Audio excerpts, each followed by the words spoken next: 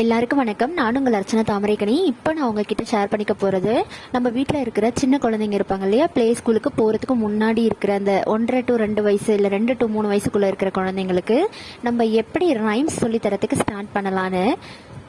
பாப்பாவுக்கு இப்போது 2 வயசுக்கு முடிஞ்சு ஒரு 4-5 மாதம் ஆகுது.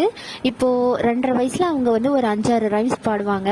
அது எப்படி பாட ஆரம்பித்தாங்க, எப்படி நான் சொல்லிக் கொடுக்க ஆரம்பித்தேன்னா, ஒரு முறை நான் டிவியில் சாமி பாட்டு ஓடிட்டு இருந்தது. அதை பார்த்துட்டு நான் ஹம் பண்ணேன், ஓம் நம சிவாய ஓம் நம சிவாய. அந்த மாதிரி என்னை பார்த்துட்டு பாப்பா அதே மாதிரி பண்ணாங்க. அப்போ தான் எனக்கு தெரிஞ்சது, நம்ம என்ன பண்ணுறோமோ அதை பார்த்து தான் குழந்தைங்களும் பண்ணுவாங்கன்ட்டு.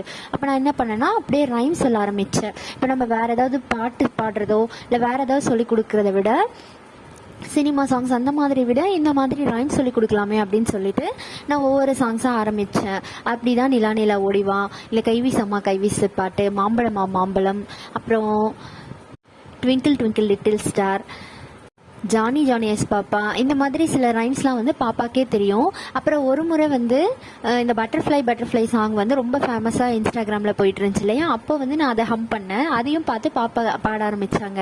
அதுக்கப்புறம் பாப்பாவுக்கு நான் அந்த சாங் சொல்லி கொடுக்க ஆரம்பித்து இப்போ அதுவும் அவங்க பாடுவாங்க. இந்த மாதிரி நம்ம என்ன செய்கிறோமோ அதுதான் குழந்தைங்க பார்த்து பண்ணுவாங்க.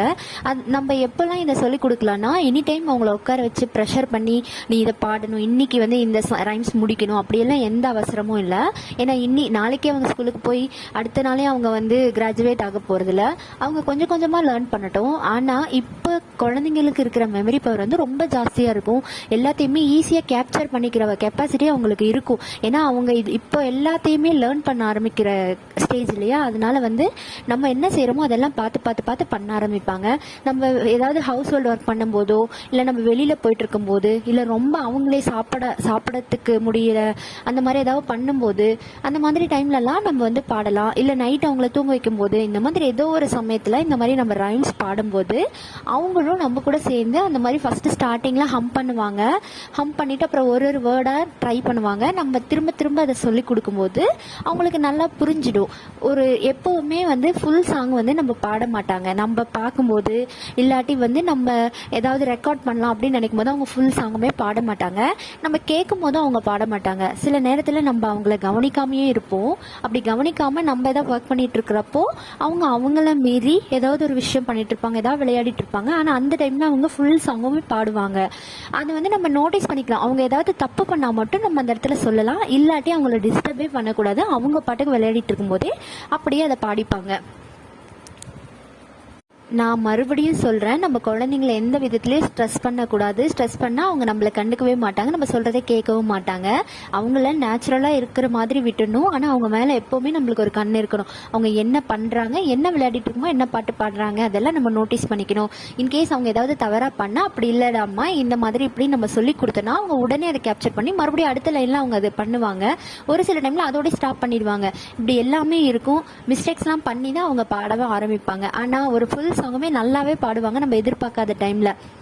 சம்டைம்ஸ் ஃபுல் சாங்கும் பாடி முடிச்சதுக்கப்புறம் நம்ம எல்லாம் சேர்ந்து கிளாப் பண்ணுறது, அவங்கள என்கரேஜ் பண்ணுறது, இதெல்லாம் பண்ணால் குழந்தைங்களுக்கு இந்த ஸ்டேஜில் ரொம்ப ரொம்ப பிடிக்கும். அதனால் கண்டிப்பாக அவங்க சீக்கிரமாக எல்லாத்தையுமே லேர்ன் பண்ணிக்கிறதுக்கு ஆசைப்படுவாங்க. நான் இந்த இதில் கடைசியில் வீடியோ அட்டாச் பண்ணுறேன். அது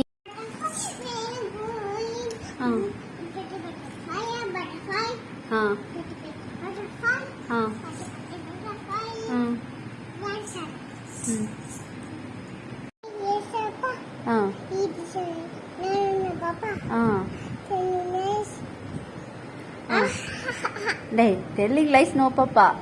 No papa. அப்புறம் open your mouth.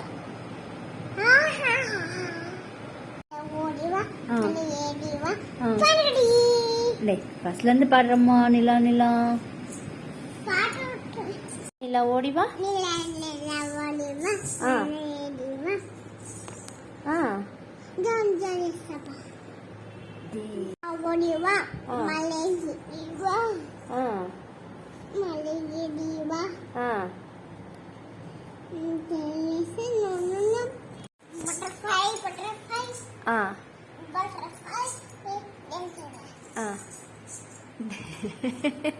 சரி, ரெயின் ரெயின் கோ அவே பாடுங்க.